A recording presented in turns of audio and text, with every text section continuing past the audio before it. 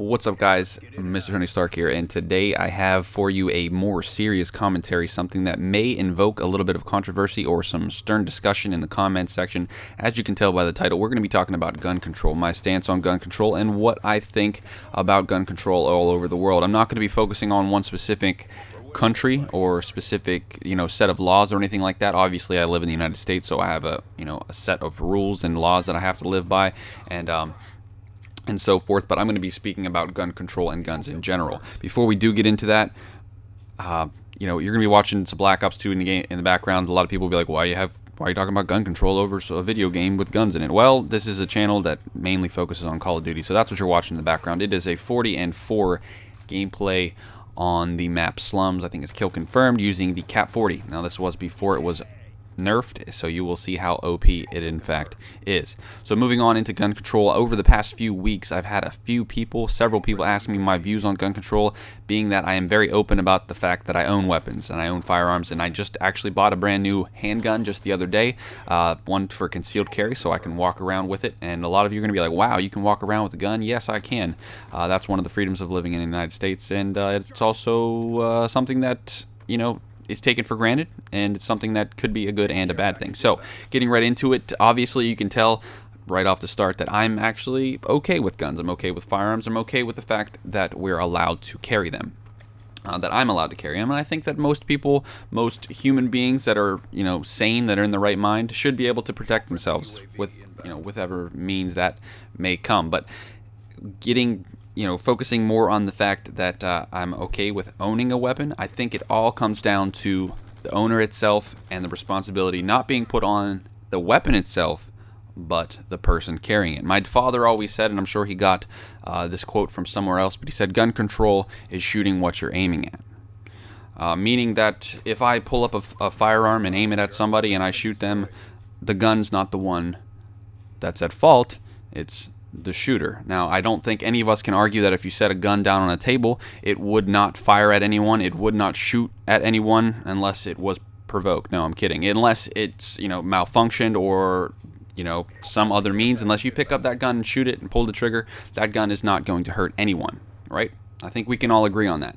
So if we look at it from that aspect, we are always going to be violent. As humans, we're always going to be hateful and angry and spiteful and jealous, and we're always going to be violent to the point of murder. There's no getting around it. There's no arguing with that. It's just always going to happen. That's why there's war. That's why there's crime. Desperation and jealousy, hatred, all of those things lead to violence. Whether there is not firearms and whether firearms enable violence or not, humans will always commit crime. They will always commit murder.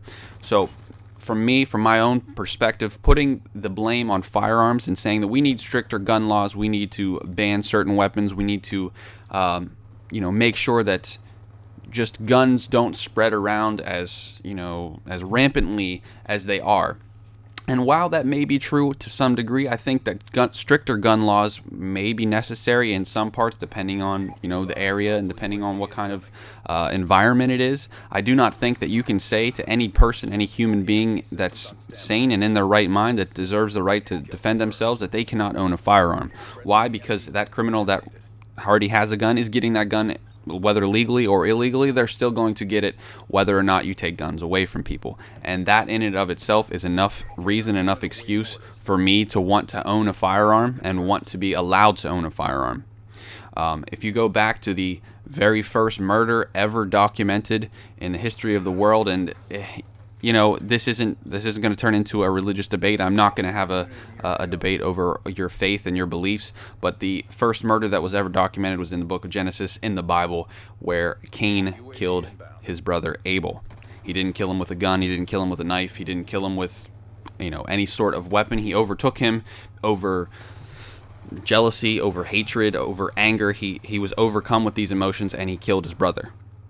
He was not in a time period where a gun was near him or he had the ability to use one, but he still did it. So the first murder that was ever committed was not involved. It didn't have a weapon involved in it per se, other than what he had near him, whether it was a rock or his fists or whatever, it doesn't matter.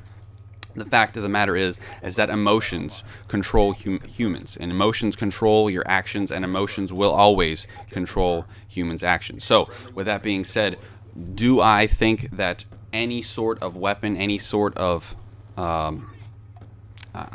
just any device that could be used for violence, should it be banned? That's not an easy answer. Whenever you're talking about gun control and we're talking about these specific issues, it's very easy to get sidetracked and to get focused on one specific issue. Yes, guns can kill people, but so do knives, so do bombs, so do explosives. Bombs and explosives are kind of the same thing. I was more thinking of like missiles and explosives, but you get the point. Should assault rifles be banned? I mean, is there really a reason that a citizen should have an assault rifle? Yes and no. I think a lot of people forget the fact that the country, especially my country, the United States, was founded on these principles, that the citizens of the country were in fact the country's defense, the country's militia whenever it was first started. And not only that, we were given the right to bear arms, not just to protect ourselves, but to in fact protect ourselves from our own government. That if the case ever arose again, like we had to secede from Great Britain and we had to get away from a tyrannical rule, we could do so again in the future and be able to defend ourselves from our own government. And I think that in and of itself is the biggest reason why we as citizens and as humans have the freedom to protect ourselves from any oppressor, whether foreign or domestic. Now, I know that I went all over the place with this topic. I know that I was, here and there, and I was talking about the first murder ever committed, and I'm talking about different weapons, and I'm talking about, all kinds of things, and I hope you guys are able to follow me. But as you can tell, I'm on the side of weapons being completely okay. And we need to focus more on the responsibility of humans in violence and not so much what they're using. Again, I'm going to say it again because I don't want to be misunderstood. I think that strict gun laws and, screenings and background checks are absolutely 100% necessary when owning firearms. We shouldn't just be handing guns to anyone. We shouldn't be handing any sort of, high-powered rifles or assault rifles, shotguns, handguns to anyone that just wants one. But with that being said, criminals who want to commit violence and murder and steal, they're going to do so with or without legal firearms. And that's all that I have time for today. I hope you guys enjoyed. I look forward to talking with you guys in the comments section below, but I'm out. Peace.